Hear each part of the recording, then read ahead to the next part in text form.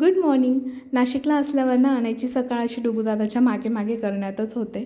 मला I checkup करायचे होते म्हणून हॉस्पिटलमध्ये गेलो, पण तिथे गेल्यावर समजलं डॉक्टरांना यायला बराच वेळ लागणार होता.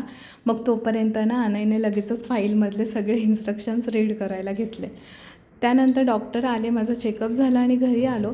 उद्या पुण्याला जायचं आहे म्हणून ती सगळी पॅकिंग सुरू झाली. नेक्स्ट डे सकाळी लवकरच निघालो. रस्त्यात माझे पप्पा पण आम्हाला भेटले.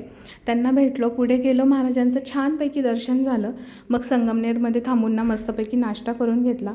जेवढा आनंद घरी येताना असतो ना तेवढा रिटर्न जाताना नक्कीच नसतो. फायनली भरपूर वेळानंतर आम्ही पुण्यात येऊन पोहोचलो. घरी आल्यानंतर सगळ्यात पहिले आणलेला भाजीपाला फ्रीजमध्ये सेट करून दिला आणि यांना माठात पाणी टाका म्हणून सांगितलं होतं, तर माठच फोडून ठेवला. त्यानंतर अनयला थोडा सर्दी खोकला झाला होता, सो त्याचे मेडिसिन त्याला दिले. आणि आमचं हे गोड पिल्लूंना मेडिसिन घेताना बिलकुल पण त्रास नाही देत. मस्त गुणी बाळासारखं औषध घेतो आणि दुपारी झोप झाली नव्हती म्हणून लगेचच झोपून गेला. त्यानंतर आम्ही दोघांनी मस्तपैकी मॅच बघितली आणि असा दिवसाचा खूप छान शेवट झाला. चलो बाय.